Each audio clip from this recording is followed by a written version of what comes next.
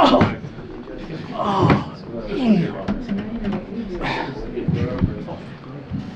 Oh, man.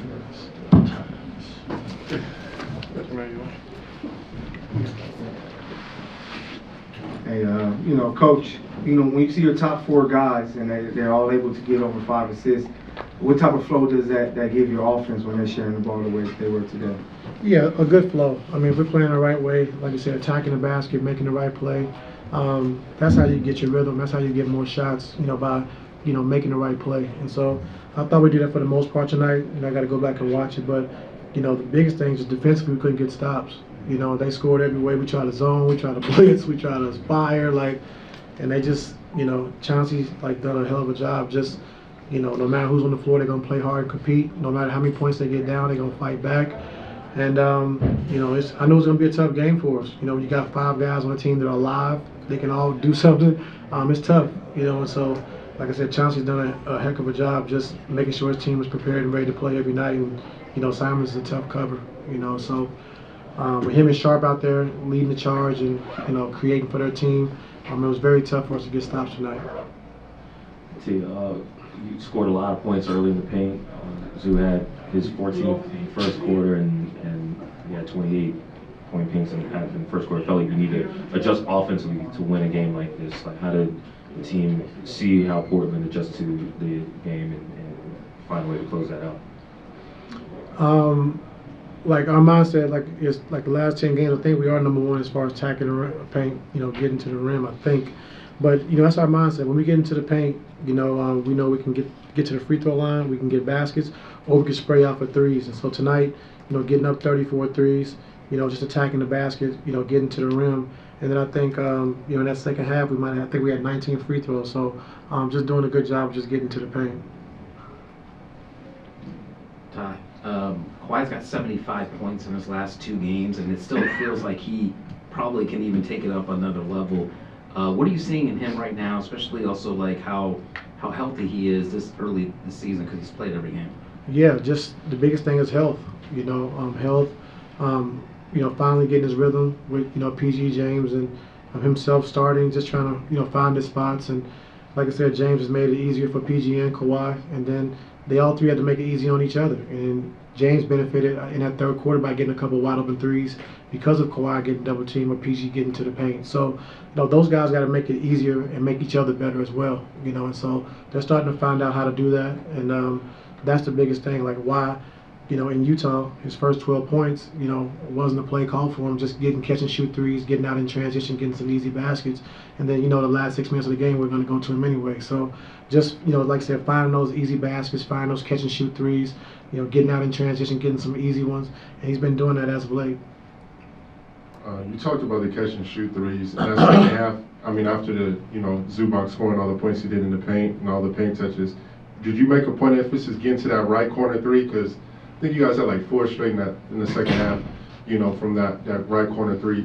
Is that something that you told them at halftime too, to make it? Yeah, not the right corner, but we want to get to the corners, you know, Yeah. whatever, you know, left or right. But I think just, you know, our guys attacking the paint, and they're having to help low man and kicking it out and making the right play. Kawhi, I think, had a couple. James had a couple.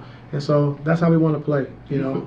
I'm sorry, but Go ahead. do you feel like James, in terms of like his playmaking, looking off at, you know what I mean, look off reads, stuff that he does, do you feel like his playmaking is kind of like slept on in a way? Because I feel like a lot of people use the usage, but as you can see now, like his playmaking has been excellent with you guys, it seems like to me. Yeah, I mean, he's making it easier for us. I think, you know, Zoo loves playing with him. You know, Tice loves playing with him. He makes their job easier.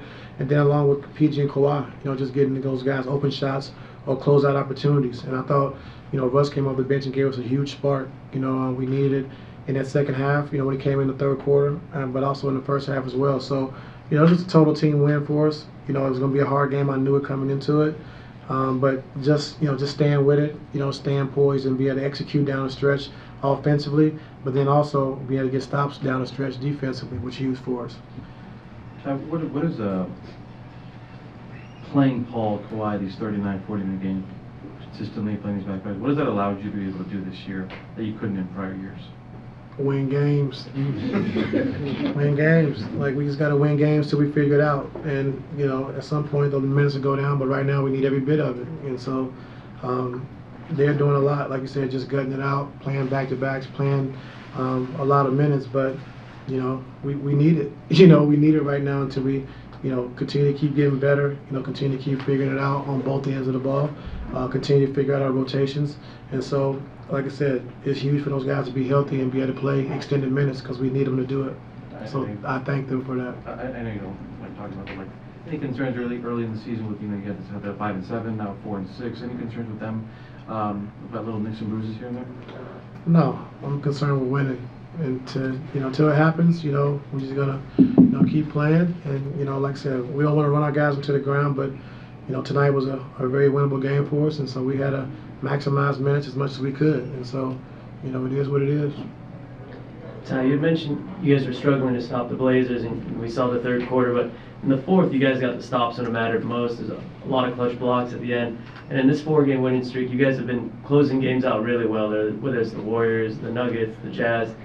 What have you seen as an improvement in terms of like how the team's been able to close out games now compared to 3 weeks ago? Yeah, I think James getting more comfortable. I think understanding, you know, what we want to run the last 6 minutes of games, who we want to play through, and how we want to do it. And so when you have PG, Kawhi, and James, you know, closing games, all three of those guys know the steps we want to run for each of those guys. And so if Kawhi has it going, or PG has it going, or James has it going, we kind of call their numbers and just getting our guys, you know, to their spots. And so it's been effective, like you said, you know, as of late, just understanding what we want to run and what we want to do. And they've been great at just capitalizing down the stretch. Thank you. Thanks. Kawhi's coming right now. Let's get ready for Hoop Jab.